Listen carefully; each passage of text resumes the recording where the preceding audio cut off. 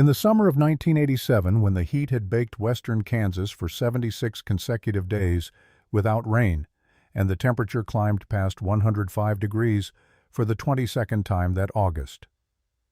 3 pickup trucks rolled up the dirt drive to Kenneth Scott's farm at 6:15 in the morning, trailing dust that hung in the still air like smoke. The trucks stopped 50 feet from the well engines, cutting one by one, and 3 men climbed out slowly, hats already in their hands. Though no one had taught them, this was how you approached a man you'd spent 15 years calling a fool. Ken stood by his stock tank with a tin cup in one hand, the windmill creaking overhead, water flowing steady from the pipe at 8 gallons per minute, same as it had flowed since September of 1972. He was 76 years old, lean as wire, and he recognized the trucks before he recognized the men, because trucks change slower than people, and these 3 had aged hard in the decade and a half since the government man came to town with his briefcase full of promises. Donald Anderson got out first. He'd been 58 the week before, but looked 40 pounds lighter than the prosperous farmer who'd installed 6 center pivots and told everyone at the co-op that in 5 years he'd have enough money to buy Ken Scott's land when the stubborn old fool went bankrupt. The pivots were idle now, skeletal towers rusting in fields where corn had once grown tall enough to hide a man. Gary Thompson followed 67 hands, shaking just enough that he gripped his hat brim to steady them. He'd owned the John Deere dealership, sold more equipment in 1974 than in the previous 10 years combined, called Ken a museum piece in front of customers who'd laughed and nodded and bought tractors they couldn't afford. The dealership had closed in 1986.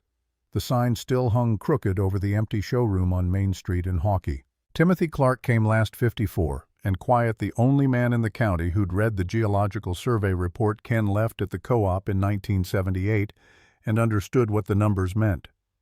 He'd tried to save money, tried to prepare, but preparation only slows disaster, doesn't stop it. His well had gone dry in July. Each truck carried an empty 500-gallon plastic tank in the bed, the kind farmers used for diesel fuel or liquid fertilizer, or in years when such things still mattered, for hauling water to fields too far from the house. The tanks were sun-faded and dusty, and represented the last calculation these men had left to make. Ken set down the tin cup and waited. The morning sun climbed over the windmill, and somewhere to the east a diesel engine fired up National Ag Systems, starting their deepest well at 340 feet, chasing the Ogallala down its long retreat toward nothing. The well would run 8 hours today, all it could manage, pulling 1,600 gallons at a cost of $67 in fuel and electricity, dropping the water table another fraction of an inch that would never come back. Donald Anderson spoke first, his voice carrying across the 50 feet of hard-packed dirt between the trucks and the well. "We need water, Ken. Our wells are gone." The words hung in the air like the dust from the trucks settling slowly, and Ken watched them settle before he answered. He'd known this morning was coming. Since 1972 had calculated it, the way other men calculated crop yields or loan payments, had seen it approaching with the certainty of mathematics and the patience of a man who'd survived the Dust Bowl by learning that the only thing you could control was what you didn't depend on. For livestock, Donald nodded. 180 head. Gary's got 35. Tim's got 50. 265 animals between us. Ken did the math aloud, the way he'd always done math, out in the open where numbers couldn't hide behind hope or wishes or government promises. 265 head at 8 gallons each. That's 2,100 gallons a day. My well produces 11,520 gallons in 24 hours. I use 3,400 for my operation. Leaves 8,100. You can have 6,000. I keep 2,000 reserve. The 3 men stood without speaking, and Ken could see them doing their own calculations, now the kind they should have done 15 years ago when the Bureau of Reclamation man stood in the community center and drew green circles on a map. 6,000 gallons split 3 ways, rationed by number of animals, hauled in tanks that would take 62 minutes each to fill at 8 gallons per minute. The arithmetic of survival, simple and unforgiving. Donald's face reddened, not from the sun. "I recall you saying back in 73 or thereabouts that in 5 years you'd have enough to buy my land when I went under." The words came out flat. No anger in them, just the stating of a fact, the way you'd state that water runs downhill or that borrowed money comes due. Donald looked at the ground, at his boots caked with dust from fields that used to grow 140 bushels of corn an acre and now grew nothing because there was no water to grow it with. I said that. I was an arrogant fool. Gary Thompson's voice came quiet. We all were, Ken. Timothy Clark, who'd read the report and tried to prepare and lost anyway, spoke last. Not all of us. Some of us just didn't listen when we should have. Ken picked up a wrench from the toolbox beside the well housing and checked the pressure gauge on the windmill pump, a gesture as automatic as breathing after 15 years of maintenance. The gauge read steady, 8.0 gallons per minute. Exactly. Bring your tanks. I'll fill what I can. Donald took a step forward, stopped. What do we pay? Nothing. Water's free, remember? That's what Mr. Fletcher said. Ken let the silence sit for 3 seconds, then continued. But here's the deal. You help me find more. The confusion showed on their faces. 3 men who'd spent $130,000 chasing 800 gallons per minute, now trying to understand 8 gallons and the word more in the same sentence. I'll teach you how to dig a shallow well. Won't support a pivot, but it'll keep livestock alive. 15 years earlier, on a Tuesday evening in April of 1972, James Fletcher had driven into Sheridan County in a white Ford sedan with government plates and a presentation he'd given 47 times in 47 counties across the Great Plains. He was 35 years old, Bureau of Reclamation, and he set up his easel in the community center while 43 farmers filed in and took seats on folding chairs that scraped against linoleum floors installed with New Deal money in 1938. The presentation began at 7 o'clock sharp. Fletcher had charts showing the Ogallala Aquifer stretching from South Dakota to Texas, an underground reservoir holding enough water to fill Lake Huron sitting beneath western Kansas like a gift from geological time. He had diagrams of center pivot irrigation systems, those giant sprinkler arms that rolled on wheels and turned quarter-mile circles of brown prairie into green paradise. He had projected yield tables showing dryland wheat at 25 bushels per acre, in good years, irrigated corn at 140. The technology had existed since the 1950s, but in 1972 the government was offering something new: subsidized loans, 4% interest, 20-year terms, water rights so cheap they might as well have been free. Gentlemen, Fletcher said, standing behind his folding table with the confidence of a man who'd closed this deal 46 times already, the water has been waiting 10,000 years. All you have to do is pump it.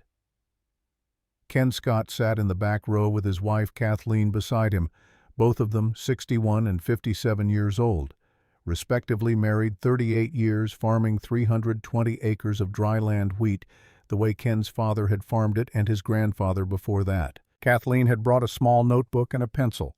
She always brought a notebook.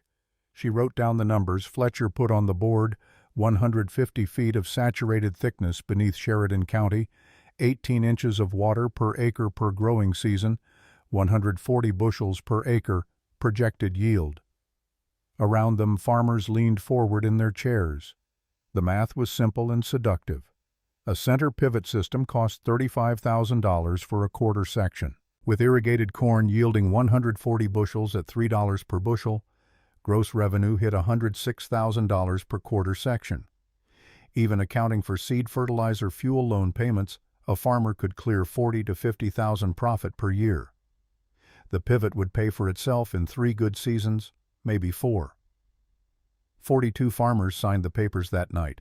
Ken watched them line up, watched them put pen to contracts that promised water and prosperity and a future built on 18 inches of withdrawal against half an inch of recharge. He watched his neighbors calculate return on investment and profit margins and loan-to-value ratios. He watched them do every calculation except the one that mattered. When the sign-up sheet reached his row, Ken passed it to the man behind him without picking up the pen.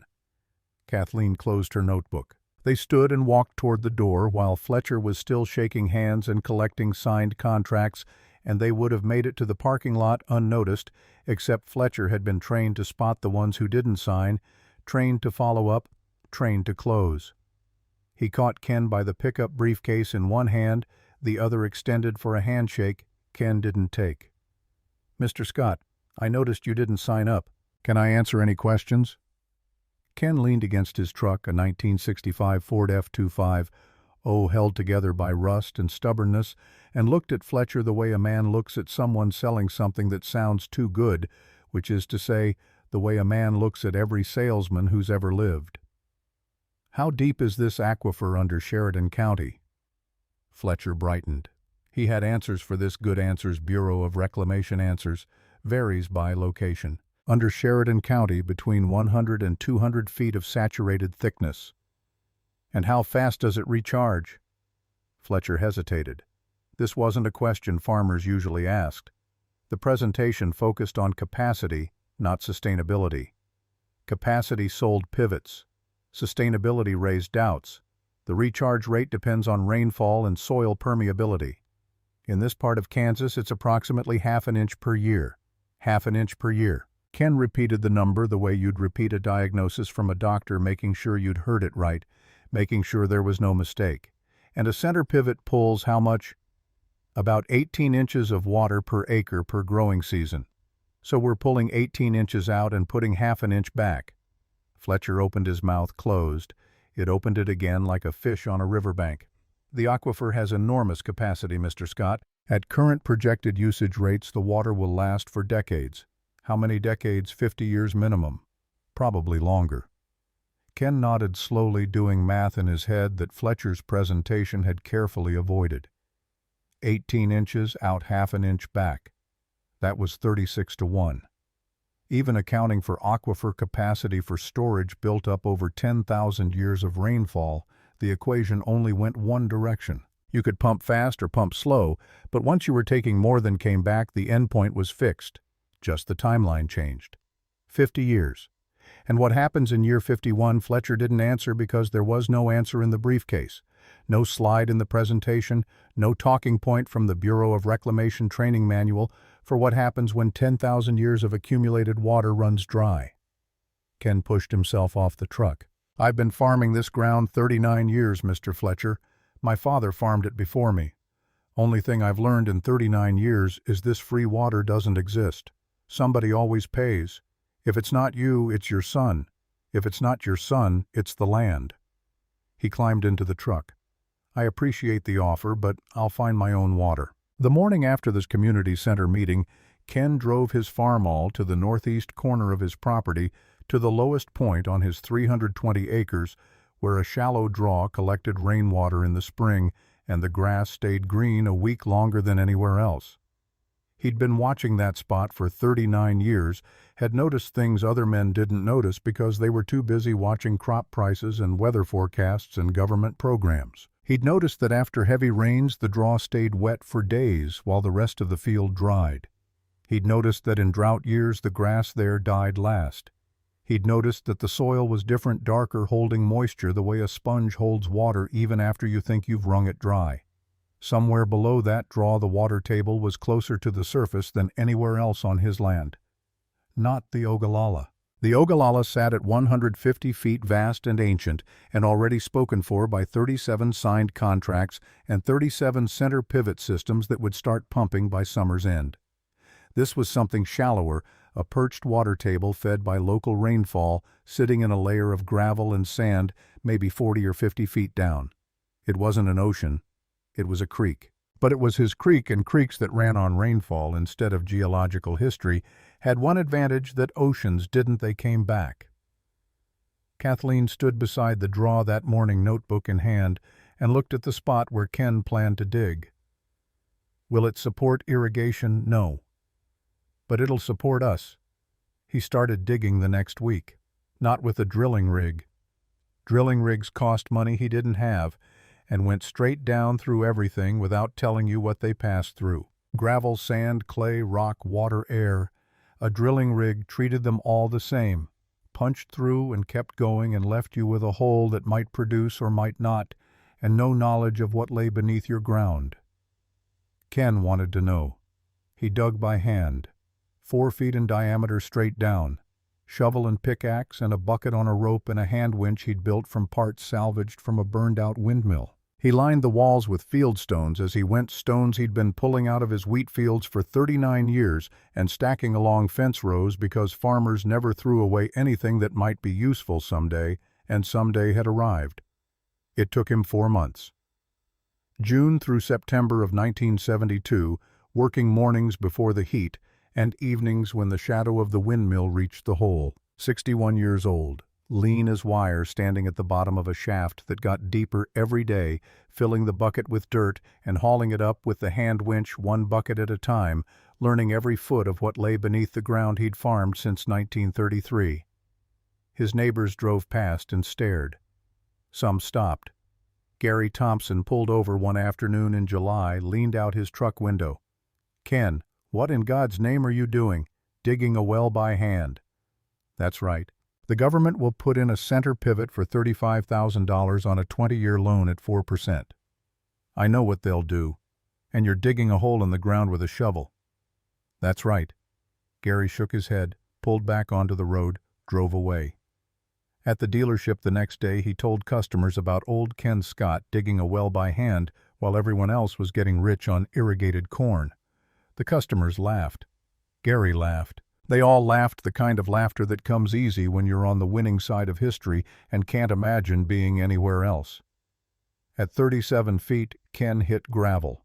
Wet gravel. The water seeped in slowly at first, a puddle at the bottom of the shaft, then an inch, then 2. By the time he reached 42 feet, the water was rising faster than he could bail. He'd found it. He lined the bottom with more field stones, installed a hand pump, and later added a windmill pump he built from salvaged parts. An old air motor frame, new sucker rod leather cups. He cut himself from a belt he'd worn through farming. The windmill went up in October, started turning the day he finished, started pulling water at 8 gallons per minute. Total cost, $280 in materials plus 4 months of labor that didn't cost anything because Ken had been going to work those 4 months anyway, just would have been working on something else. The well produced 8 gallons per minute. A center pivot used 800. But Ken didn't need 800 gallons per minute. He wasn't growing irrigated corn. He was growing dryland wheat, the crop his father had grown, the crop that needed rain from the sky, not pipes from the government. The well was for his house, his livestock, his garden, and for one other thing nobody understood at the time: insurance. Kathleen asked him about it one evening in October, standing by the well while the windmill turned in the autumn wind. "What do you mean, insurance? Someday the big water is going to run out. When it does, this little water will be the most valuable thing in the county." She looked at the well, at the windmill, at the flow meter Ken had installed to track every gallon. "You're either the smartest man in Kansas or the craziest. Might be both." By the spring of 1973, 37 center pivot irrigation systems had been installed across Sheridan County. The transformation was visible from any high point, from the water tower in Hawkey or the ridge along Highway 24, where there had been a patchwork of brown dryland fields, wheat, sorghum, fallow ground. There were now green circles. Perfect green circles a quarter-mile across, fed by underground water pumped through aluminum pipes by diesel engines that ran 20 hours a day. Corn everywhere. Irrigated corn yielding 130, 140, 150 bushels per acre. The grain elevator in Hawkey had to build a new storage bin. Gary Thompson's John Deere dealership sold more equipment in 1974 than in the previous 10 years combined. Land that had been worth $80 an acre in 1970 was selling for $300 by 1976. Sheridan County was booming. The water was flowing. The money was rolling in. And everyone, the farmers, the bankers, the dealership owners, the county agent, looked at Ken Scott's 320 acres of dryland wheat and shook their heads. "Old Ken's going to die, broke on dry ground," they said at the co-op. "Stubborn old man won't take free money." Gary Thompson put it more bluntly. He was standing in his showroom full of new four-wheel drive tractors and center pivot parts when someone mentioned Ken's name. "Ken Scott is farming like it's 1935. Dryland wheat, no irrigation, no new equipment, driving a farm all older than his grandkids. The man's a museum piece. In 5 years he'll be bankrupt, and I'll be selling his land to someone who knows what to do with it." That was 1974, the year to remember, the year to hold in mind like a marker on a timeline, because timelines need markers, and this one needed 1974, the year Gary Thompson predicted bankruptcy, the year corn prices hit $3.50 per bushel, the year it seemed like the water would flow forever, and the only fools were the ones who didn't believe it. Ken heard the talk. Kathleen heard it at the farmer's market where she sold vegetables from the garden she grew with well water that cost nothing to pump once the windmill was turning.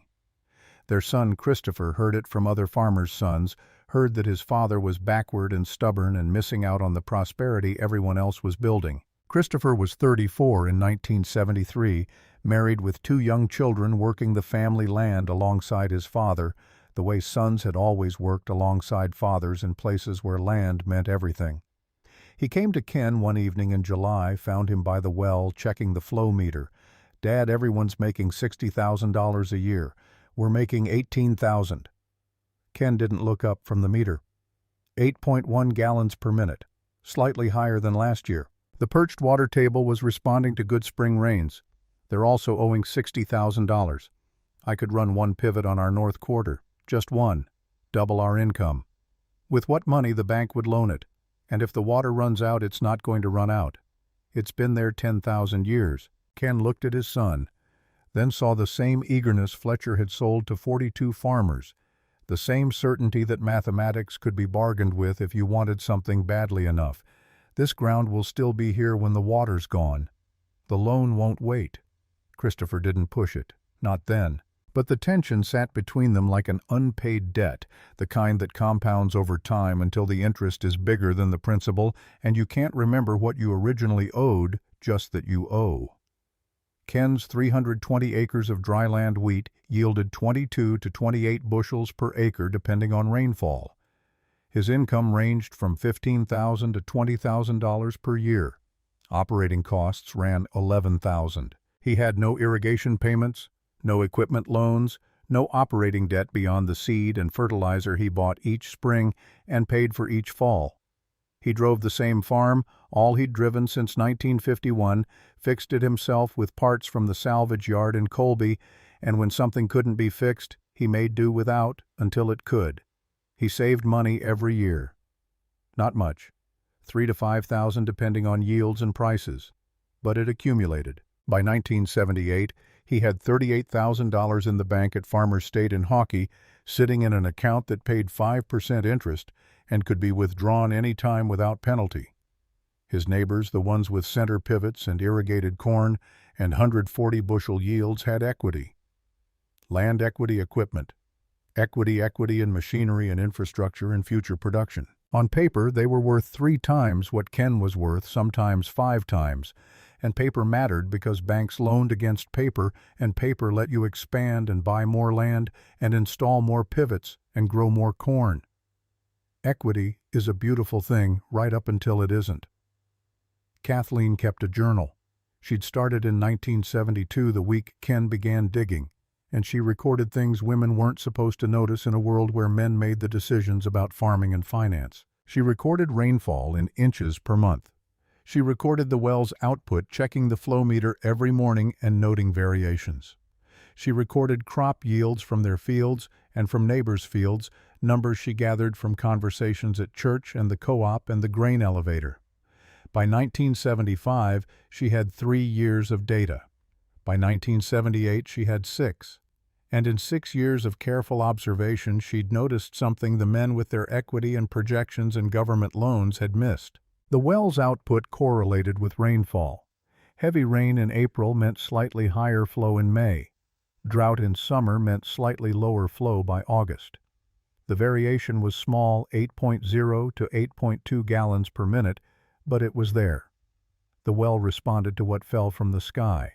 It was connected to the present, fed by rain that had fallen weeks or months ago, not millennia. The irrigated corn, she noticed, didn't correlate with anything except the pumps. Rain or drought, the corn grew the same green and tall in drinking water that had fallen when mammoths walked the plains. She told Ken one evening in the summer of 1978, showed him her journal with its careful columns of numbers. This water comes from rain. Theirs comes from history. Ken read the numbers, saw the correlation she'd plotted. History runs out. Rain comes back. In the fall of 1978, the Kansas Geological Survey published a study on the Ogallala Aquifer in western Kansas. The report was 63 pages long, dense with data tables and geological cross-sections and hydrological modeling. Most farmers never saw it. Those who did rarely read past the executive summary. Ken picked up a copy from the county extension office in October. He read all 63 pages, twice. The numbers were bad. Since the irrigation boom began in 1972, the water table in Sheridan County had dropped an average of 3.2 feet per year. In some areas near the heaviest pumping, it had dropped 5 feet per year. The report projected that at current withdrawal rates, the aquifer would lose 50% of its saturated thickness by 2015. Some wells would fail sooner. Wells drilled to depths less than 140 feet would begin showing reduced capacity within a decade. The recharge rate was confirmed at 0.48 inches per year, 18 inches out, 0.48 inches back. The mathematics Fletcher had dodged in the parking lot were now on page 17 of an official government document printed in black and white, impossible to ignore, except that people would ignore it anyway because people ignore most things that tell them to stop doing what they want to do. Ken drove to the co-op on a Saturday morning in November and left the report on the counter next to the cash register where farmers picked up their mail and bought their seed and discussed weather and prices and who was buying whose land. He didn't make a speech, didn't point out the relevant pages, just left it there like you'd leave a newspaper for someone else to read when they had time. Most farmers glanced at it, saw 63 pages of government bureaucracy, and walked away. Timothy Clark picked it up. He was 38 years old, farming a quarter section his father had left him, one of the younger operators in the county. He'd installed a center pivot in 1973, borrowed $35,000, and spent the next 5 years working harder than he'd ever worked to keep up with payments and expansion and the treadmill of prosperity that required you to run faster just to stay in place. Timothy read the executive summary. Then he read the data tables. Then he sat on a bench outside the co-op and read the whole report while his wife waited in the truck. He found Ken 3 days later, drove out to the farm on a Tuesday afternoon. Your math in 72 was right. Ken was greasing the windmill pump maintenance he did every November before winter. Knowing doesn't help if nobody listens. I'm listening now. What do I do? Save money. The bill's coming. Timothy nodded slowly, understanding and not wanting to understand at the same time, which is how most truth arrives, unwelcome and undeniable. How long do I have? Ken climbed down from the windmill, wiped grease from his hands. Report says wells under 140 feet will start failing in 10 years, maybe less. You're at what, 130, 125? Then you've got less. The County Water District meeting was held on the second Tuesday of November in the community center, the same room where Fletcher had given his presentation 6 years earlier. Ken attended. He'd never attended before, had never seen the point in meetings where men talked about water while pumping it dry, but the Geological Survey report changed the calculation. The report was public record. The numbers were official. Someone needed to say them out loud. The meeting started at 7. Ken arrived at 6:45 and sat in the back row, same seat he'd taken in 1972. Kathleen sat beside him. Timothy Clark sat 3 rows ahead alone. The district chairman was a farmer named Vernon Pike, who ran 800 acres and 3 center pivots and believed in the inexhaustible nature of geological formations the way other men believed in God. He opened the meeting with reports on precipitation, well registrations, and a proposal to expand the irrigation district boundaries to include 2 more townships. Ken waited until the proposal discussion ended, then stood. The room went quiet. Ken Scott didn't speak at meetings. Ken Scott didn't speak much anywhere.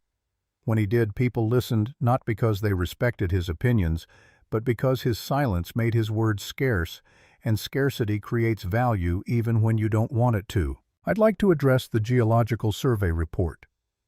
Vernon Pike's expression suggested he'd rather address a rattlesnake. We're aware of the report, Mr. Scott. The survey used conservative models that don't account for improved well efficiency, and at 3.2 feet per year, we have 25 to 30 years before wells start failing. The room shifted. Farmers looked at each other at Vernon at the floor. Mr. Scott, the Ogallala has supported this county for 6 years. It will support us for 50 more. Ken pulled out his copy of the report, open to page 17. Recharge rate is 0.48 inches per year. Withdrawal rate is 18 inches per growing season. That's 37 to 1. You can't withdraw 37 times what comes back and call it sustainable. Donald Anderson stood up 3 rows from the front. He was 48 years old, farming 6 quarters with 6 pivots, the most successful irrigator in the county by gross revenue. Ken, you didn't want irrigation. That's fine. Don't scare the rest of us with worst-case scenarios from government bureaucrats who've never farmed a day in their lives. I'm not scaring you. Math is scaring you. The vote was called 5 minutes later. Motion to acknowledge the Geological Survey report and incorporate its findings into district planning. 8 opposed, 1 in favor. Timothy Clark voted yes. Everyone else voted no. Ken and Kathleen left before the meeting adjourned. In the parking lot, Timothy caught up with them. That took courage. Kathleen answered before Ken could. Courage is easy. Listening is hard. They drove home in silence. The pickup's heater didn't work. Ken had been meaning to fix it for 3 years but hadn't gotten around to it because the truck still drove and heat was a luxury, and luxuries came last in a world where water cost $280 and 4 months of labor to find. New Year's Eve, 1978. Ken stood by the well at 11:45, 15 minutes before midnight, checking the flow meter one last time before the year turned. The meter read 8.1 gallons per minute, slightly higher than 1972. The perched water table was stable, healthy, responding to 6 years of adequate rainfall. He looked across the prairie. 37 green circles glowed under moonlight center pivots, making their slow rotations diesel engines humming in the distance. He could hear them from his well, a low mechanical drone that never stopped day or night, the sound of 800 gallons per minute being pulled from the Ogallala and spread across fields that would freeze in January and be planted to corn in April. He did math in his head. 37 pivots times 800 gallons per minute times 20 hours per day. 8,880,000 gallons per day from an aquifer that recharged at 0.48 inches per year across the entire county, which worked out to roughly 200,000 gallons per day total recharge. Withdrawal exceeded recharge by a factor of 44 to 1. Every day the county was going deeper into water debt. Every day the bill got bigger. Every day year 51 got closer. Kathleen came out of the house with coffee, handed him a cup, stood beside him. Do you ever doubt yourself? Every day. But doubt doesn't change math. What if you're wrong? Then I wasted $280 in 4 months. If they're wrong, they lose everything. The windmill turned in the winter wind, creaking slightly on its axis, pulling 8 gallons per minute from 42 feet below the surface. Across the county, 37 center pivots hummed through the night, pulling water from 150 feet, from 200 feet, from 250 feet, where farmers had already started drilling deeper to chase the declining water table. 18 inches out, half an inch back. By morning, the Ogallala would be 3 feet and 2 inches shallower than it had been on New Year's Day, 1972. By the end of 1979, it would be another 3.2 feet lower. By 1980, another 3.2. The math was relentless and patient, and didn't care whether farmers believed in it or not. Math never cares. That's what makes it math. The pumps kept running. The Federal Reserve raised interest rates in October of 1979, and within 6 months, the variable rate loans that had seemed like free money at 4% reset to 12, then 14, then 18, as Paul Volcker strangled inflation by choking credit. Farmers who'd borrowed $35,000 in 1972 to install center pivots suddenly found their annual payments tripling from $1,400 to $4,200, and the corn that was supposed to pay those loans dropped from $3.50 per bushel to $2.10. Donald Anderson sat in his kitchen in February of 1980 with a calculator and 6 years of financial records spread across the table, doing arithmetic that wouldn't add up no matter how many times he checked it. 6 center pivots, 6 loans. Debt service that had been $8,400 per year in 1979 was now $24,000. His corn revenue, even at 140 bushels per acre, was dropping from $300,000 gross to $180,000. After seed fertilizer, fuel maintenance, hired help, property tax, and insurance, he was upside down by $15,000. He refinanced in March, consolidated the loans, extended the terms, converted everything to fixed rate at 13%. The monthly payment was still $1,900. He'd bought himself time, not solutions, and time was just another word for deeper debt when the underlying equation didn't balance. Edward Harris went under in June of 1981.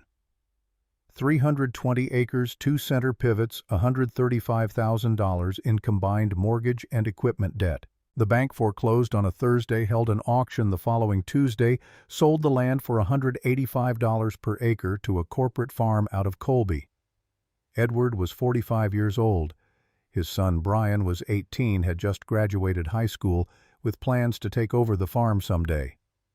Someday ended before it started. 3 more farms failed by the end of 1982. The county extension office stopped publishing foreclosure notices because the list got too long to fit in the weekly paper. Gary Thompson closed his second dealership location, consolidated inventory, laid off 4 employees. Equipment sales dropped 60% year over year. Farmers who'd bought new tractors in 1976 were nursing them along with baling wire and hope because there was no money for replacements and the bank wouldn't loan on depreciating assets when the collateral was already underwater. Ken's wheat income dropped to $13,000 in 1981. Wheat prices fell with corn pulled down by the same market forces that didn't care what crop you planted. Just that supply exceeded demand, and the currency was strong and exports were weak. But his operating costs stayed at $11,000 because dryland farming didn't require diesel to run pumps 20 hours per day, or electricity to power irrigation systems, or maintenance contracts for pivot equipment that broke down in ways you couldn't fix with salvaged parts. He saved $2,000 that year. Not much. Barely enough to matter in a world where farmers measured success in tens of thousands. But it was $2,000 more than saving nothing. $2,000 that went into the account at Farmers State and earned interest and accumulated into the $48,000 he had by 1982. Christopher installed his center pivot in the spring of 1979. Not on Ken's land. He didn't ask again after the conversation by the well in 1973. He borrowed money on his own, bought a used quarter section from a retiring farmer for $12,000 down, financed the rest at 8% when rates were still reasonable, and put in a used pivot system for $18,000. Total debt, $68,000 on 160 acres that had been producing 25 bushels per acre of dryland wheat and would now produce 130 of irrigated corn. The math worked in 1979. Gross revenue of $42,000 against operating costs of $18,000 left $24,000 for debt service and living expenses. Christopher was 39 years old, married with 3 children, and believed in machinery the way his father believed in arithmetic. The machinery would pay for itself in 4 years. After that, pure profit. The machinery paid for itself for exactly 11 months. Then interest rates rose and corn prices fell, and the equation that had balanced in 1979 was $12,000 short in 1981. Christopher picked up work driving trucks in the off-season, hauled grain for other farmers, worked construction in Colby when he could find it. His wife took a job at the elementary school. They made the payments. Barely. The pivot broke down in July of 1982. Bearing failure in the drivetrain, a mechanical problem that cascaded into electrical problems that cascaded into a bill for $6,000 from the dealership in Goodland because Gary Thompson's shop couldn't handle the repair and wouldn't extend credit anyway. Christopher didn't have $6,000.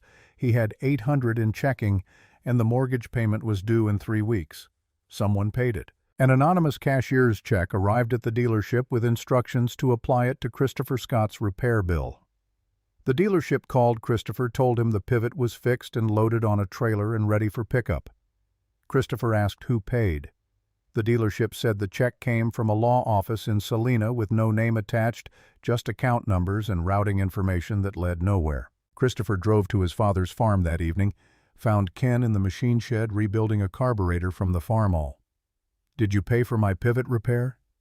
Ken didn't look up from the carburetor, kept working with the small tools and cleaning solvent hands steady despite being 71 years old.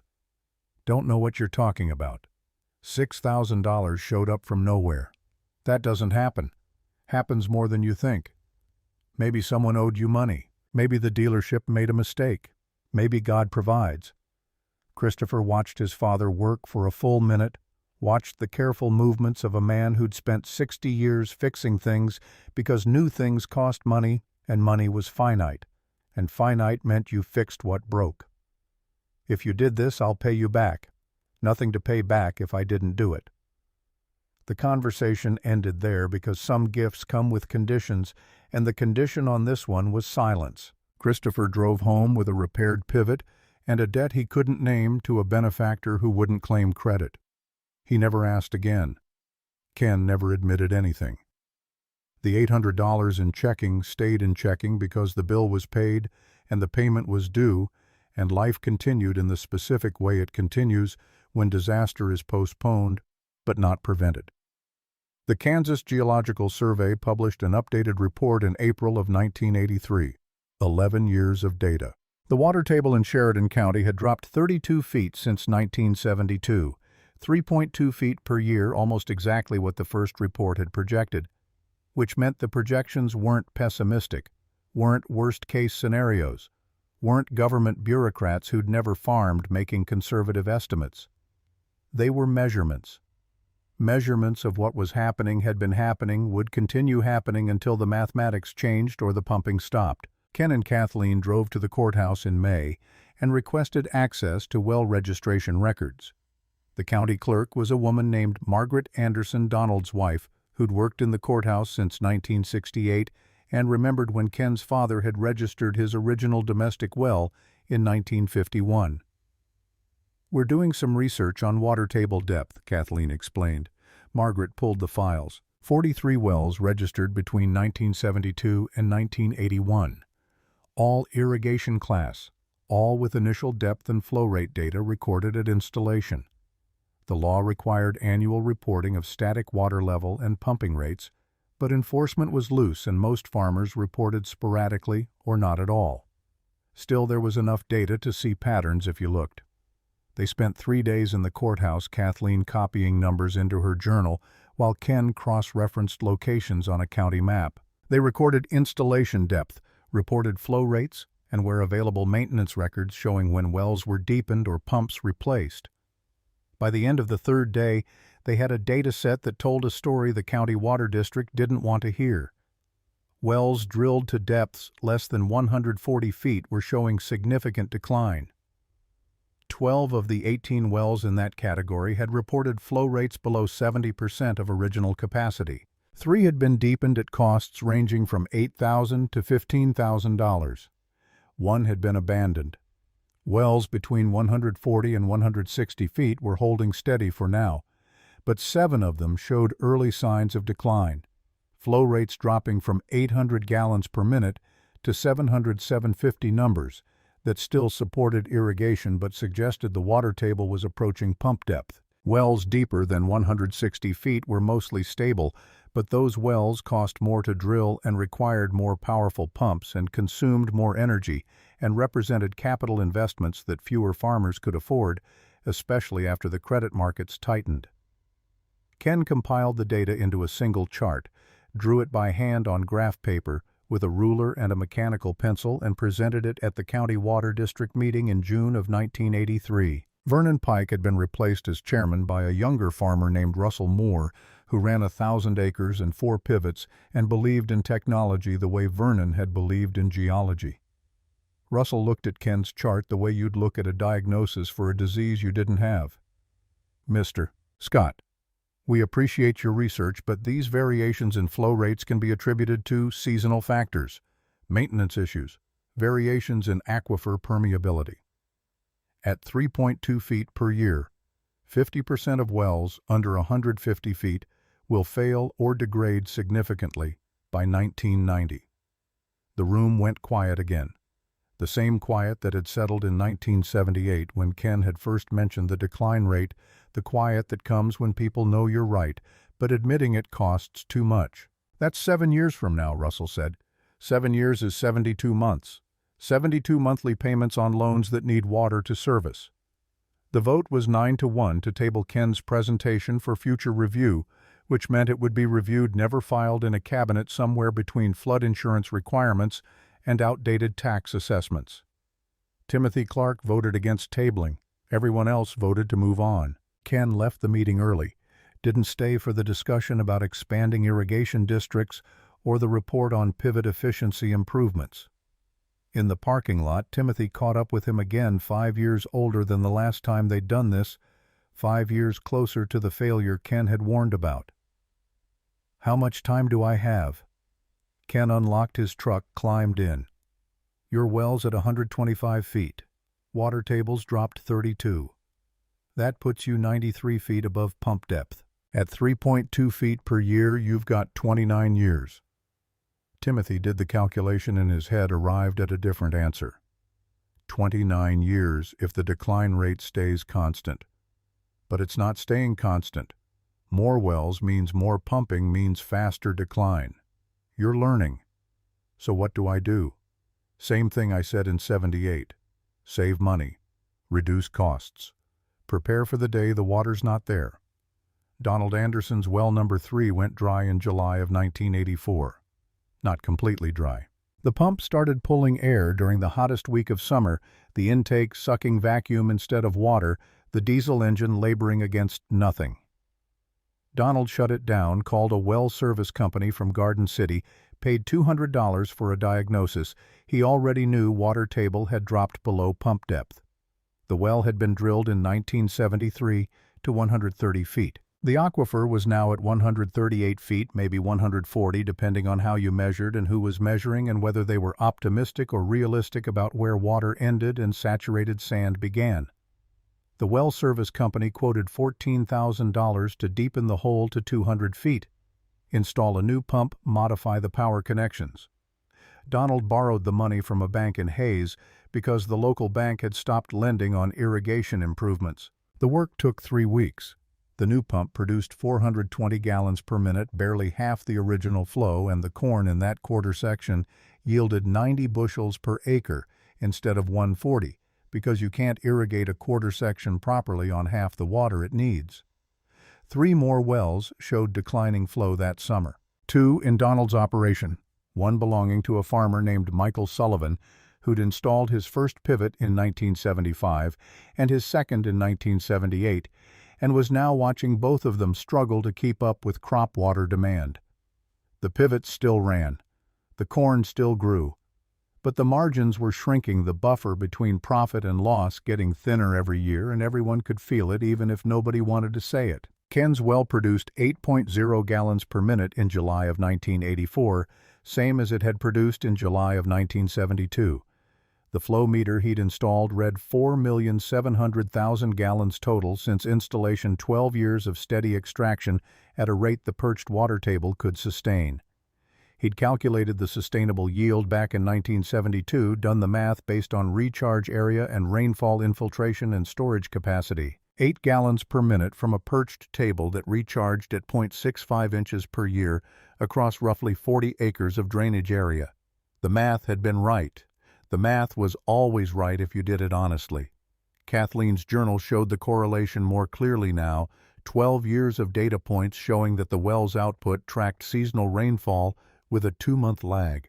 Heavy spring rains meant higher flow in summer. Drought years meant the flow dropped to 7.8 gallons per minute, but it never dropped below 7.5, and it always recovered when the rain returned. The well wasn't mining ancient water.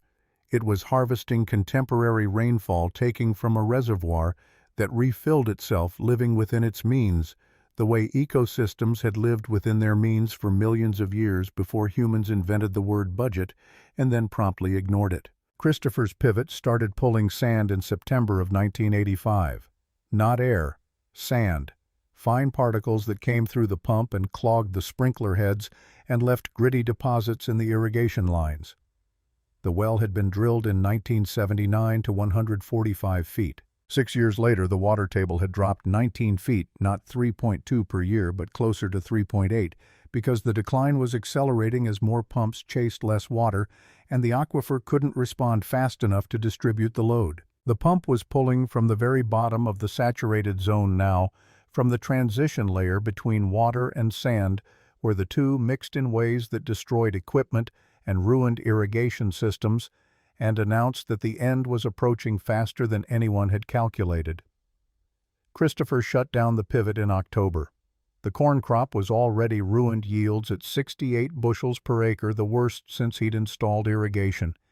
He got quotes for deepening the well. $16,000 to go to 210 feet. $22,000 to go to 250 with a guarantee of flow rate. He had $8,000 in equity after 6 years of payments, assuming the land was still worth what he'd paid for it, which it wasn't because land prices had been falling since 1982, and a quarter section with a failed well was worth less than a quarter section with no well at all. He couldn't afford to deepen. He couldn't afford to abandon. He was trapped in the specific way debt traps you, when the asset that secures it loses value and the income that services it disappears. He drove to his father's farm on a Saturday in October, found Ken and Kathleen at the kitchen table with newspapers and coffee.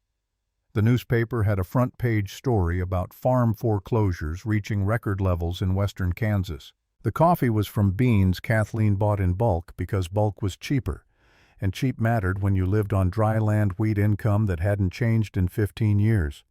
My well's pulling sand. The pivot's done.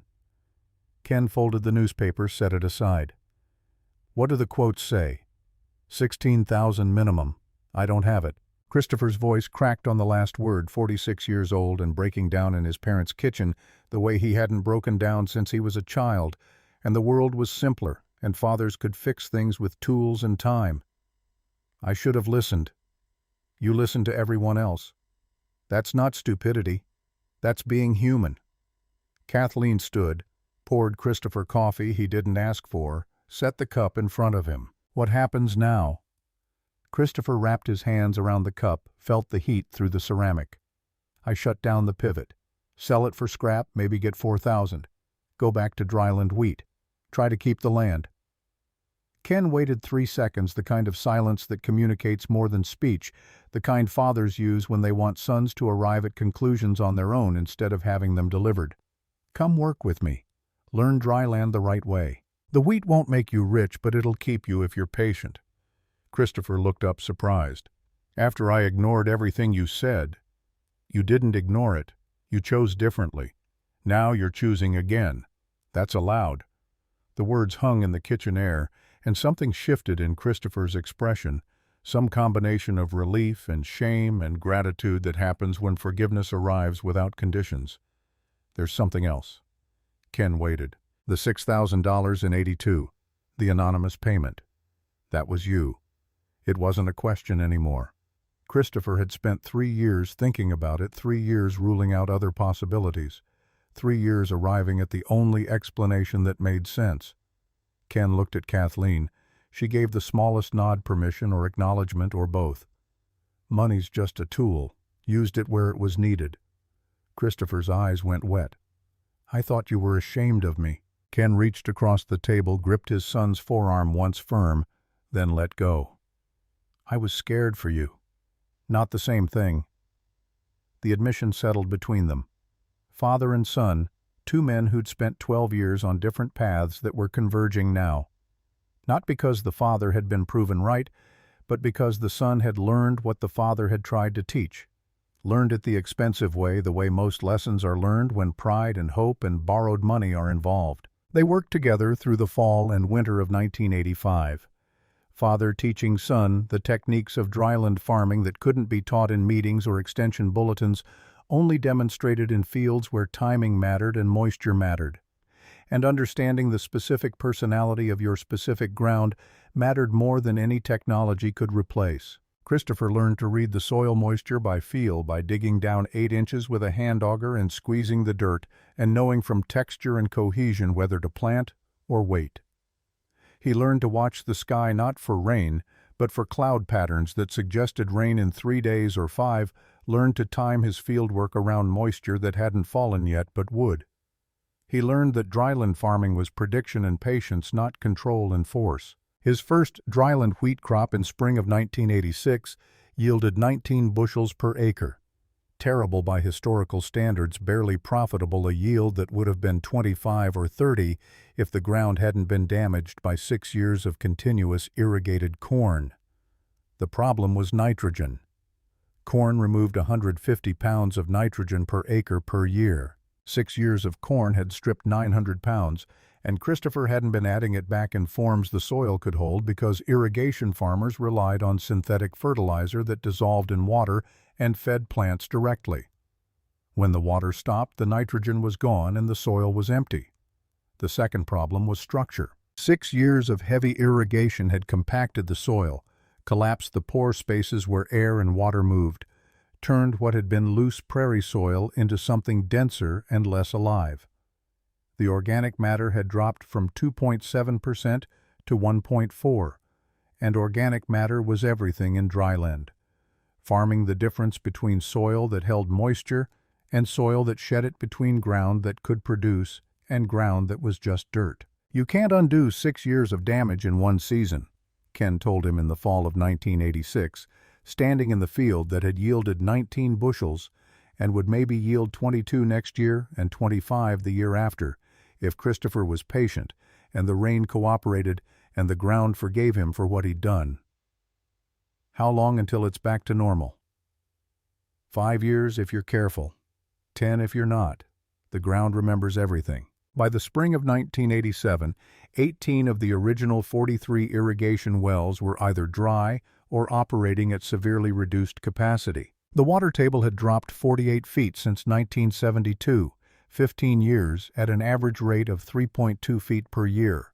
Except the rate wasn't average anymore, it was accelerating to 3.8 as more wells competed for less water, and the cone of depression around each pump deepened and overlapped with neighboring cones and created feedback loops where pumping in one location affected water availability in another. Donald Anderson had shut down 4 of his 6 pivots. The 2 still operating were running on wells drilled deeper than 200 feet at a combined cost of $42,000, producing enough water to irrigate 320 acres of corn that yielded 110 bushels per acre, down from 140, down from the prosperity of 1976, when everything had seemed possible, and the only fools were the ones who didn't believe. Gary Thompson had abandoned farming, entirely sold his equipment at auction in 1986, moved to an apartment in Hawkey, took a job managing the grain elevator because managing grain was better than growing it when the costs exceeded the returns. His well had gone dry in March of 1987. He'd drilled it in 1972 to 140 feet, deepened it in 1984 to 220, and watched it fail anyway when the water table dropped to 230 and the pump sucked air and the diesel engine roared against nothing. Before he shut it down for the last time, Gary drove to Ken's farm. It was early April-spring planting season, and Ken was in the shed working on the drill he'd used since 1958, replacing worn parts with new parts he'd ordered from a catalog and paid for with cash, because credit cost interest and interest was paying someone else for the privilege of using your own future money. Gary stood in the shed doorway, hat in hand, literally and metaphorically. "I remember what I said in '74. Museum piece. Bankruptcy in 5 years. Ken didn't stop working, kept his hands moving with the wrench and the bolts and the maintenance that never ended, because maintenance was how you made things last. "I remember. I was a damn fool. You were confident. Different thing." Gary stepped into the shed, watched Ken work 2 men separated by 15 years of choices and outcomes. "Can I ask you something? Did you know for certain, or were you guessing?" Ken set down the wrench, looked at Gary directly for the first time since he'd arrived. "Math isn't guessing. The aquifer was dropping 18 inches per year from withdrawal, filling 0.5 inches per year from rain. That's not an opinion, that's measurement. But you couldn't have known we'd run dry this fast. Didn't know when. Knew it would happen. When is just timeline. That it happens is mathematics. Gary turned his hat in his hands, a nervous gesture from a man who'd spent 40 years confident and was now learning what uncertainty felt like. I spent $130,000 learning that word. You spent $280,000. Ken picked up the wrench again. I spent 4 months of mornings and evenings. That's not nothing. But it was less than everything. The observation hung in the air between them, and Ken understood that Gary hadn't come for absolution or wisdom, just for witness someone to acknowledge that he'd learned, even though the lesson had cost more than any lesson should. The summer of 1987 arrived without rain. June passed. July passed. 78 consecutive days without measurable precipitation. Temperatures above 105 for 26 of those days, the kind of heat that killed dryland crops and stressed irrigated ones and turned western Kansas into a landscape of brown dirt and stunted corn and decisions about whether to keep pumping or shut down early and cut your losses. The wells that were still operating struggled. Flow rates dropped as the water table fell, and the pumps worked harder, and the diesel engines consumed more fuel to pull less water. Donald Anderson's 2 remaining pivots ran 8 hours per day instead of 20, not because he wanted to conserve, but because the wells couldn't produce enough to run longer. His corn was showing stress by the 3rd week of July, leaves curling at midday, ears forming small and light. The livestock crisis compounded everything. Farm ponds dried up. Pastures turned brown. Cattle needed water regardless of whether the corn did, but the wells that still worked were committed to irrigation because irrigation meant revenue, and revenue meant loan payments, and loan payments meant survival, at least in theory. Donald's 180 head of cattle were getting 600 gallons per day, a third of what they needed. 4 animals died by the 2nd week of August. Timothy Clark's 50 head had no well at all after his went dry in July, and he was hauling water in a tank truck from a source 8 miles away at a cost of $120 per trip. Gary Thompson's 35 head were surviving on the last dregs from a pond that was more mud than water. At 6:15 on the morning of August 12th, 3 trucks arrived at Ken's farm while he was filling his stock tank for his 40 head of cattle. The windmill was turning. The pump was pulling, the water was flowing at 8 gallons per minute, and Ken looked up from the tank to see the dust clouds approaching and knew before the trucks stopped what they'd come for. Donald Anderson climbed out of the lead truck, followed by Gary Thompson and Timothy Clark. Each truck carried an empty 500-gallon tank. The men walked toward the well, slowly stopped at a respectful distance, and nobody spoke for 30 seconds. That felt like 30 minutes. Donald broke the silence. "Ken, we need water. Our wells are gone. We've got livestock dying."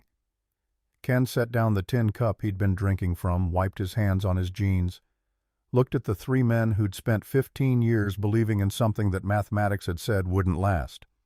How many head total? 265. 180 mine 50. Tim's 35, Gary's. Ken calculated aloud the same way he'd done in the parking lot in 1972, out in the open where arithmetic couldn't hide. 265 at 8 gallons each is 2,100 per day. My well produces 11,520 in 24 hours. I use 3,400. That leaves 8,100. You can have 6,000. I keep 2,000 reserve. The numbers settled over them like dust, and in those numbers was everything that had happened in 15 years, compressed into gallons per minute, and daily requirements, and the space between what you need and what you have. Donald's face showed something beyond embarrassment, beyond shame, some recognition of a debt that couldn't be quantified in dollars or apologies. "I recall you saying back in '73 that in 5 years you'd have enough money to buy my land when I went under." Ken's voice carried no anger, no vindication, just the statement of historical fact. Donald looked at the ground, at his boots caked with dust from fields that would grow nothing this year. "I said that. I was an arrogant fool." Gary's hands shook slightly. "We all were, Ken." Timothy, the quiet one who'd read the reports and tried to prepare, spoke last. Not all of us.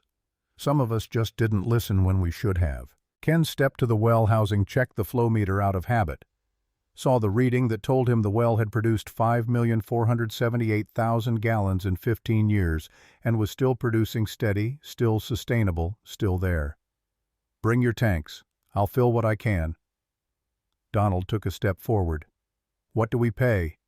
"Nothing. Water's free, remember. That's what Mr. Fletcher said." Ken let 3 seconds pass, let them understand the irony and the mercy happening simultaneously. "But here's the deal. You help me find more." Edward Harris bought his father's farm in 1976 for $32,000, half of which he borrowed from Farmers State at 9% interest over 15 years. The farm was 320 acres of dryland wheat on the eastern edge of Sheridan County ground his grandfather had homesteaded in 1908, and his father had worked through the Depression and the Dust Bowl and 40 years of uncertain rainfall that sometimes blessed you and sometimes didn't. Edward was 39 years old, married to a woman named Patricia, who taught 3rd grade in hockey, father to a son named Brian, who was 13 and already taller than his mother, and interested in tractors the way some boys were interested in sports or music. The farm had potential, that's what everyone said in 1976. Install a center pivot switch to irrigated corn, multiply your income by 4. The mathematics were simple. The future was green. He installed the pivot in the spring of 1977, borrowed $38,000 from the same bank that held his land mortgage, and drilled a well to 128 feet. The well produced 780 gallons per minute, close enough to the 800 the pivot required that the difference seemed negligible. He planted 160 acres of irrigated corn that April and watched it grow taller and greener than any dryland wheat he'd ever produced. The harvest in October of 1977 yielded 132 bushels per acre. At $3.10 per bushel, gross revenue hit $65,000 for a single quarter section. After subtracting seed, fertilizer, fuel, irrigation costs, and hired labor, Edward cleared $38,000. He paid off a third of the pivot loan in one payment. The banker shook his hand and asked if he wanted to expand. Edward said, "Maybe next year. Let's see how this one goes first." 1978 was better. 140 bushels per acre at $3.40 per bushel. 76,000 gross, 42,000 net. Edward paid another $15,000 against the pivot loan and bought a used truck for Brian, who'd turned 15 and would need transportation when he started helping full-time after school. Patricia stopped teaching to manage the farm accounts and handle the paperwork that came with irrigation permits and loan modifications and the increasing complexity of an operation that was growing faster than Edward had planned, but not faster than he could manage. The trouble started in 1979.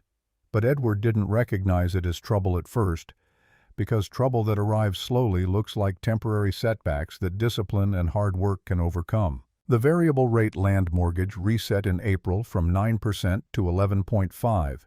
The monthly payment increased from $240 to $310. Manageable. Corn prices dropped from $340 to $290. Still profitable. The pivot needed a bearing replacement in June, $1,800. Unexpected but not catastrophic. By October of 1979, Edward's corn yielded 138 bushels at $290 per bushel, gross revenue, $64,000 net profit, $31,000 after all costs including the bearing repair. Still good. Still working. Still proof that irrigation was the right choice even when the details got complicated. 1980 brought complications that couldn't be managed with optimism. Interest rates hit 14% in March, 18% by June. Edward's land mortgage reset to 16.5%, monthly payment jumping to $460.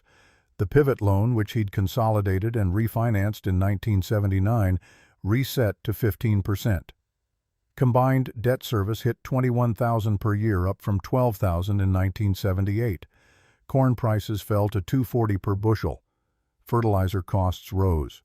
Diesel for the pivot pump went from 60 cents per gallon to $1.10. Patricia went back to teaching, not because they wanted the income for expansion, but because they needed it for survival. Edward took a second job during winter months, driving truck for a grain hauler out of Colby, gone 3 days a week home, 4 trying to piece together enough income to cover payments that kept rising while revenue kept falling. The well started showing stress in July of 1980. Flow rate dropped from 780 gallons per minute to 700, then 650 by August. Edward called the well service company. They dropped a camera down the hole, showed him footage of the water table receding, the pump intake getting closer to the bottom of the saturated zone. The aquifer was dropping. 3 feet per year, maybe more. At 128 feet of well depth, Edward had maybe 4 years before the pump started pulling air. Deepening the well would cost $14,000. Edward didn't have $14,000. He had $800 in savings and payments due every month that consumed everything he earned. He made the choice that seemed rational at the time: keep pumping, hope the water held, pray that corn prices recovered before the well failed. They didn't recover. By the spring of 1981, corn was trading at $2 per bushel. Edward's costs to produce its seed, fertilizer, fuel, irrigation equipment, maintenance were running $1.60 per bushel. His margin had shrunk to 40 cents per bushel before loan payments, and loan payments consumed $70 per acre annually.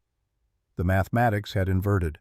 He was losing $30 per acre on every acre he irrigated. In June of 1981, the well flow dropped to 400 gallons per minute. The pivot couldn't operate properly at half its design flow. The corn stressed in July yielded 83 bushels per acre in October gross revenue, $26,000 against operating costs of $38,000. Edward lost $12,000 farming ground that his father had made money on for 40 years. The bank sent the first letter in November. Payment 90 days past due. Please contact us to discuss restructuring options. Edward met with a loan officer who was younger than he was, and who explained that the bank's exposure on agricultural loans had reached levels the board considered unacceptable, and that restructuring would require additional collateral Edward didn't have. The second letter came in January of 1982. Notice of default. Intent to foreclose. Edward hired a lawyer in Hayes, who charged $200 to tell him what he already knew. The bank had legal right to foreclose. The farm's value had dropped below the outstanding loan balance. Bankruptcy would ruin his credit for a decade and wouldn't save the land. Brian was 17, a senior in high school, planning to attend Kansas State to study agricultural engineering and come back to run the farm after Edward retired. Those plans dissolved in February when Edward sat him down at the kitchen table and explained that there would be no farm to come back to, that the bank was taking it in 90 days, that college would have to wait because there was no money for tuition, and applying for student loans required collateral they no longer had. Brian didn't cry. He sat very still and asked one question: did we do something wrong? Edward looked at his son. This boy who'd worked alongside him for 4 years, who'd believed in irrigation because his father believed in it, who'd planned his entire future around ground that was disappearing not because of drought or disease or bad luck, but because of mathematics that Edward had ignored when someone wiser had tried to warn him. We believed in the wrong thing. The foreclosure auction happened on a Thursday in May of 1982. 53 people attended, mostly bankers and lawyers and corporate farm representatives who bid without emotion on assets that represented Edward's entire life. The land sold for $145 per acre to a company out of Colby called National Ag Systems. The equipment sold piecemeal. The pivot brought $8,000 a quarter of what Edward had paid for it. The tractors and implements brought another $12,000. After the bank took what it was owed, Edward received a check for $4,200, the sum total of his inheritance and 6 years of work. Patricia filed for divorce 3 months later.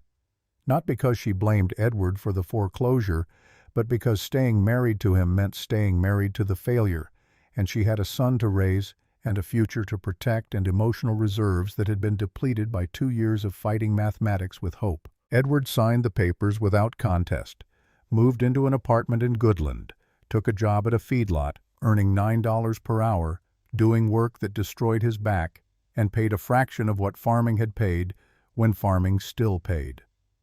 Brian graduated high school in 1982, turned 18 2 weeks later, and had no plan beyond survival. College was impossible. Staying in Sheridan County was painful. He moved to Denver in August, found work on a construction crew, lived in a shared apartment with 3 other laborers who didn't know what a center pivot was and didn't care that Brian's father had lost everything to one.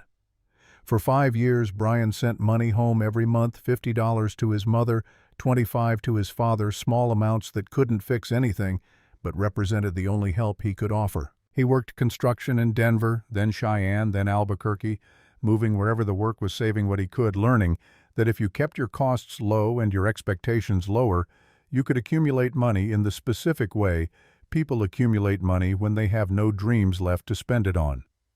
Edward died in 1991 at 54 years old, heart attack on a Saturday morning while feeding cattle at the feedlot. Brian came back for the funeral, saw his father buried next to his grandfather in the cemetery outside Hockey, stood at the grave with his mother and a handful of people who'd known Edward before the foreclosure and remembered him as someone other than the man who'd failed. At the reception afterward, a farmer named Donald Anderson approached Brian, introduced himself. "I knew your father. Good man. Bad timing." Brian nodded, didn't trust himself to speak. "You planning to come back to farming?" "No, sir. Nothing to come back to." Donald handed him a business card with a phone number written on the back. "If you change your mind, call me. Things are different now. The irrigation boom is over. Dry land is coming back.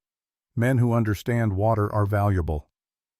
Brian kept the card, put it in his wallet, didn't call. He returned to Albuquerque, worked construction for another 9 years, saved $68,000 by living in cheap apartments and driving old trucks and eating meals that cost less than restaurant food. In 1999, his mother called to say she was selling the house in Hockey and moving to Denver to be near her sister, asked if Brian wanted any of his father's things before she donated them. He drove to Kansas in November, helped her pack, found boxes in the garage that held his father's farm records going back to 1976. Ledgers showing the income and expenses from the irrigation year's loan documents, well service reports, photographs of the pivot when it was new, and the corn when it was green, and the future when it still seemed possible. Brian sat on the garage floor and read through 6 years of financial records that documented in precise detail how his father had done everything the government and the bankers and the extension agents had recommended and lost everything anyway. There was a geological survey report from 1978 buried in the box pages, yellowed and corners bent. Brian read it sitting on the garage floor while his mother packed kitchen items in the house. The report predicted aquifer depletion, well failures, the collapse of irrigation economics in western Kansas. Everything it predicted had happened. His father had owned this report, had probably read it, had kept farming anyway because stopping would have meant admitting the choice was wrong and the debt was unpayable and the future was already lost. Brian found Donald Anderson's business card in his wallet that evening, called the number, got voicemail, left a message. Donald called back the next morning. "This is Brian Harris. You gave me your card 9 years ago after my father's funeral. I remember. You said men who understand water are valuable. I'm trying to understand it. Can we talk?" They met at a diner in Hockey in December of 1999. Donald was 65 years old, still farming, but at reduced scale dryland wheat on ground that had once supported 6 center pivots. He explained what had happened in the 17 years since Edward's foreclosure. The wells failing, the return to dryland methods, the discovery of perched water tables that could support livestock but not irrigation. The lessons learned from a farmer named Kenneth Scott, who'd been right in 1972 when everyone else was wrong. Your father made the same choice 42 of us made. Wasn't stupidity. Was believing in something that sounded true but wasn't. Brian stared at his coffee. He died thinking he failed. He failed at irrigation. That's different from failing at farming. Irrigation failed everyone. Your father just ran out of time before the rest of us admitted it. Donald slid a newspaper across the table, folded to the classifieds. A quarter section for leased dryland ground widow looking for someone to farm it because her children had moved to cities and corporate farms weren't interested in acreage that couldn't support pivots. 240 acres. Rent is $22 per acre. You can make it work if you're careful. Not get rich. Just make it work." Brian looked at the listing, did arithmetic in his head. 240 acres of dry land wheat at 25 bushels per acre was 6,000 bushels. At $4 per bushel, that was 24,000 gross. Costs would run 12,000 if he was efficient. Rent was 5,000. That left 7,000 profit if everything went right and nothing broke and the rain came when it needed to. "I've been gone 18 years. Don't know if I remember how to farm. Nobody remembers until they do it, and the ground doesn't care how long you've been gone, just cares if you pay attention when you come back." Brian leased the ground in January of 2000, moved back to Kansas in March, rented a house in Hawkey for $400 per month. He bought used equipment at farm auctions, spent $22,000 of his savings on a tractor and a drill and a combine that all dated from the 1980s but functioned well enough if you maintained them properly. He planted his first wheat crop in April dryland, no irrigation the way his grandfather had farmed and his father had abandoned. The learning curve was steep. Dryland farming required knowledge that construction work hadn't taught him, understanding of soil moisture and planting windows and variety selection. He made mistakes. Planted too early in one field, too late in another. Misjudged fertilizer rates. Struggled with equipment that broke in ways he didn't know how to fix. Donald helped.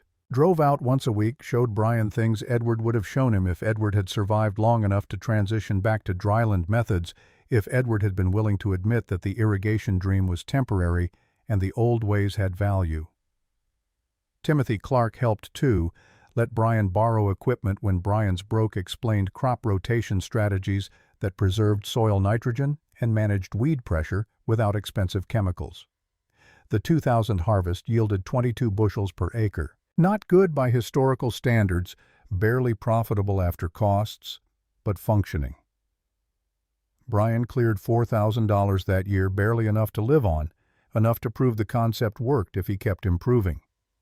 He attended his first county extension workshop in June of 2001, a program on sustainable dryland farming taught by a young woman named Rachel Scott, who was Kenneth Scott's granddaughter and who'd just completed a master's thesis on perched water tables. She showed data from her grandfather's well, 30 years of stable production, living proof that sustainability wasn't theoretical when the extraction rate matched the recharge rate. Brian approached her after the workshop, introduced himself. "My father lost his farm in 1981. Irrigation well failed. I'm back farming dryland now, trying to learn what your grandfather knew." Rachel looked at this weathered man in his late 30s, who was trying to reclaim something his father had lost, and recognized in him the determination that mathematics requires when you're starting from failure instead of success. "What are you yielding 26 bushels per acre last year on dry land wheat? My costs are $9,000 on 240 acres. Revenue is $18,000 at current prices. I'm saving $9,000 annually. You're doing it right. Learned from studying what your grandfather did, and by watching what my father didn't." The conversation stayed with Rachel because it represented what her grandfather had tried to teach in 1972, that sustainability required humility in mathematics and the willingness to accept limits as guides instead of obstacles. She visited Brian's operation in August, walked his fields, examined his soil, saw ground that was recovering from years of corporate farming by National Ag and returning to something resembling health. "Your ground has good structure. Organic matter is low but building. Give it 5 years of careful management and you'll be yielding 30 bushels per acre. That's what my grandfather yielded before we put in irrigation. Then you're going home." Brian increased his leased acreage in 2002, added another quarter section from a retiring farmer, brought his total to 480 acres. The expansion required borrowing $12,000 for additional equipment, the first debt he'd taken since watching his father drown in it 20 years earlier. But this debt was different. Secured by equipment he could afford to lose. Serviced by income that didn't depend on water from depths nobody could guarantee. His 2002 wheat yielded 28 bushels per acre across both quarters. Gross revenue $43,000. Costs $18,000. Debt service $2,000. Net income $23,000. He paid himself $15,000 and banked 8 building reserves the way his grandfather had built them, the way his father should have, but couldn't, because the treadmill of irrigation debt required running faster just to stay even. In September of 2002, Brian stood at the edge of his fields looking west toward where his father's farm had been 3 miles distant, now owned by National Ag and farmed at industrial scale with equipment that cost more than Edward's entire operation. The land looked tired. Compacted soil, low organic matter yields declining even with corporate resources and agronomic expertise.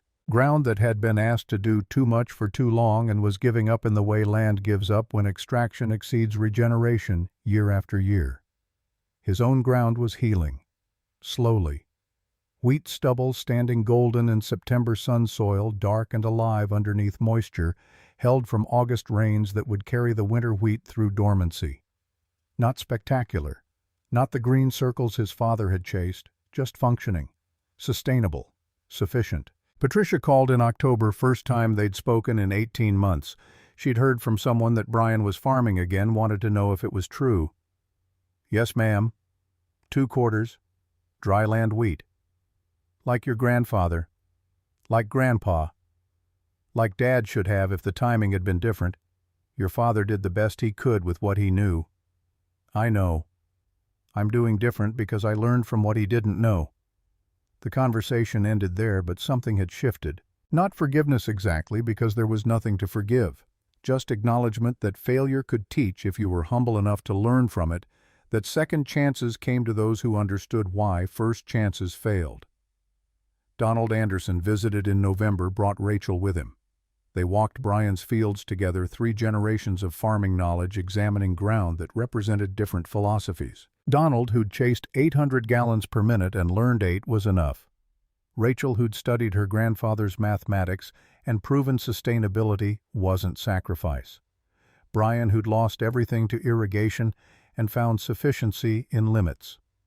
Your father would be proud, Donald said, standing in wheat stubble. That was precisely what Edward had grown before 1977, before the government man came with his promises. Don't know about proud, but he'd recognize it. Rachel knelt, examined the soil, let it run through her fingers. Organic matter's at 2.1%. Give it 3 more years of rotation and you'll be at 2.7. That's what my grandfather's ground measured after 60 years of careful management. That's the goal. Don't break what I can't fix. The 3 of them stood in the field while afternoon sun angled toward winter, and the wind carried the smell of wheat stubble and turned earth. Somewhere to the east, National Ag's pivots were being winterized, shut down for the season, mechanical monuments to a philosophy that had extracted 40 years of water in 20 and called it progress. Somewhere to the west, Rachel's grandfather's well was producing 8 gallons per minute, same as it had for 30 years, would produce for 30 more. Brian's ground was between those extremes. Not remarkable, not innovative, just honest arithmetic applied to patient work. His father had chased the spectacular and lost. Brian was building the sustainable and surviving. The difference between those 2 approaches was, everything was the only lesson that mattered, was why mathematics always won when hope and debt competed for the future. He yielded 31 bushels per acre in 2003, cleared $26,000, and bought the ground he'd been leasing when the widow decided to sell. 480 acres for $200,000, half down from savings, half financed at 6% over 20 years. The payment was manageable. The land was his. The circle that had broken in 1981 was closing in a different shape, smaller but complete, sustainable instead of spectacular, built on limits instead of loans. His father's grave in the cemetery outside Hawkey had a simple headstone, Edward Harris, 1937 to 1991. Beloved father. Brian visited once a year on the anniversary of the foreclosure, May of 1982, the day everything ended and nothing began. He didn't bring flowers, just stood there for 10 minutes and thought about choices and consequences and the difference between being right too late and being wrong on time. The ground remembered everything. The ground didn't forgive. But the ground gave second chances to those who learned from first failures, who understood that sustainable meant accepting what you could control and releasing what you couldn't, who knew that 8 gallons per minute forever was worth more than 800 gallons for 20 years. Brian farmed 480 acres the way his grandfather had farmed them, the way his father should have, the way mathematics required when you were honest about limits and patient about time. Not spectacular, just sufficient, and sufficient it turned out was exactly enough.